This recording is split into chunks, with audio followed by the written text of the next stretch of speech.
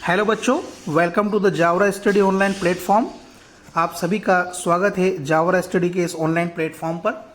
आज के इस वीडियो में हम देखेंगे नवोदय विद्यालय और सैनिक स्कूल के इंग्लिश पोर्शन के अंतर्गत जो रीडिंग पैसेज आपका आता है, अनसीन पैसेज जिसको हम बोलते हैं, रीडिंग कॉम्प्रिहेंशन जो आता है उसको हम डिस्कस करेंगे। तो पूरा पैसेज आपको मैं पढ़ाऊंगा और उसके बाद इसके कुछ क्वेश्चंस रहेंगे, उसको हम सॉल्व करेंगे।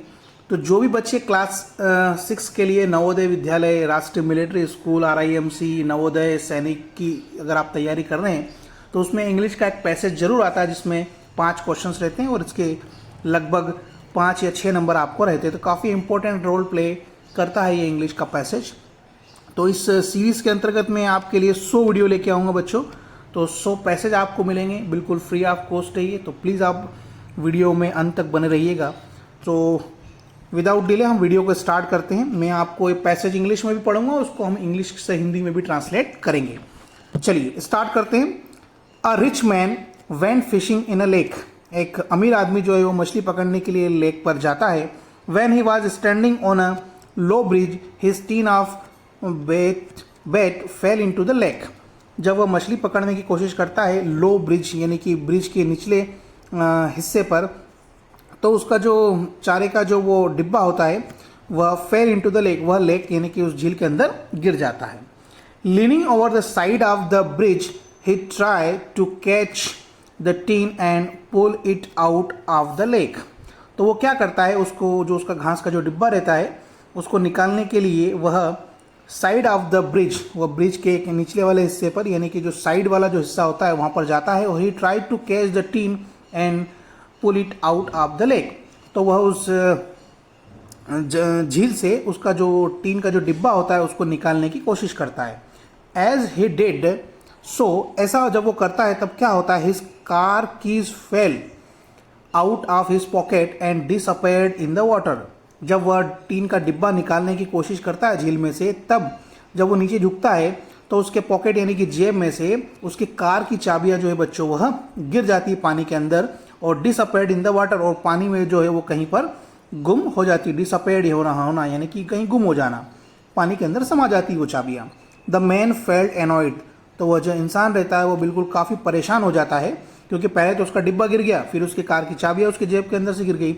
ही लीन ओवर द ब्रिज, वह ब्रिज के ऊपर आ जाता है टू ट्राई टू सी, और वह देखता है वेयर हिज की हैड गॉन, कि पानी के अंदर उसकी चाबियां जो है वो कहाँ गई है। एज ही डिड सो, जब वो ऐसा करता है, ही लॉस्ट हिज बैलेंस, जब वो ऐसा देखता है कि उसकी चाबियां कहाँ गिरी है ब्रिज के किनारे, तो वह अपना बैलेंस यानी कि नियंत्रण खो देता है। And fail into the lake, और वह भी उस लेक के अंदर जो है बच्चों गिर जाता है। Later he came out of the lake, बहुत ही परेशानियों से जूझने के बाद वह लेक से बाहर आ जाता है। ही वॉज वेरी सैड, वह काफ़ी उदास हो जाता है। और ही वॉकड बैक होम, और वो वापस अपने घर को आ जाता है। ठीक है बच्चों, तो आई थिंक आपको ये पैसेज पूरा समझ में आ गया होगा। ठीक है, अब इसके क्वेश्चंस को हम जो है वो सॉल्व करते, बड़े ध्यान से आप इसके क्वेश्चंस को देखिएगा। पहला क्वेश्चन है बच्चों, the man tried to pull out. Man जो है क्या निकालने की कोशिश उस लेक के अंदर से कर रहा था। His car keys, the tin of bat, himself या फिर फिश। तो देखो वह कोशिश क्या कर रहा था ये देखना है आपको। हालांकि वो मछली पकड़ने गया था, ये भी बात सही है।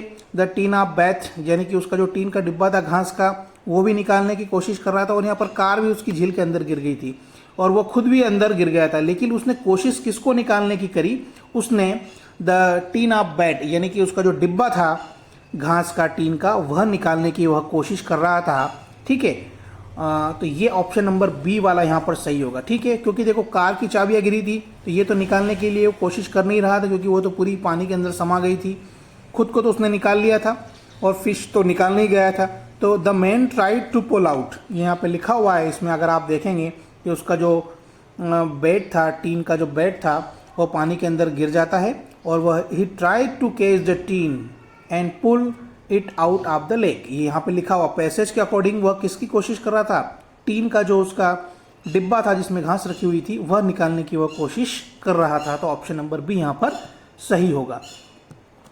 क्वेश्चन नंबर 2 है आपका, the man felt annoyed when जब वह इंसान जो था वो एनॉयड हो गया, परेशान हो गया। कब परेशान हो गया वो, तो आपने जब मैंने इसको ट्रांसलेट करके बताया था तब यहाँ पर लिखा हुआ आया था द मैन फेल्ट एनॉयड। कब एनॉयड हो गया था वो, जब उसके पॉकेट से उसकी कार की जो चाबियाँ थी वो गिर गई थी। तो हिज कार कीज फेल, जब उसकी कार की जो चाबियाँ हैं वह डिब्बे को निकालते वक्त जो है वो पानी में गिर गई थी, इसलिए वो परेशान हो जाता है, यानी कि वो एनॉयड हो जाता है, परेशान हो जाना। क्वेश्चन नंबर तीसरा है the man went to the lake.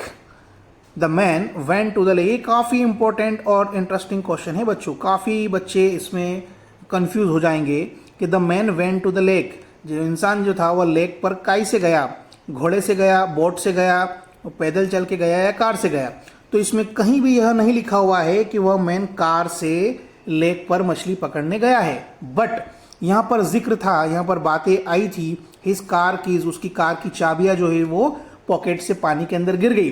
तो इससे हम ये अनुमान लगा सकते हैं कि वह जो इंसान था वह लेक पर, झील पर जो है वो कार से ही गया होगा। क्यों? क्योंकि उसके पास कार की चाबी थी।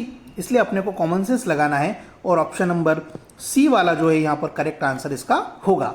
The man went to the lake, इंसान जो है वो लेक पर किससे गया था, वह कार से गया था। क्यों? क्योंकि उसकी कार की चाबियां पानी के अंदर गिर गई थी। तो इतना कॉमन सेंस आपको लगाना है। क्वेश्चन नंबर 4 की हम बात करें, which of the following is antonyms of catch. उल्टा शब्द पूछा है यहाँ पे। एनाटॉम्स और सिनोटॉम्स एक एक आते हैं, मैंने आपको बताया था। तो एनाटॉम्स क्या होगा, केच का मतलब होता है पकड़ना, ठीक है।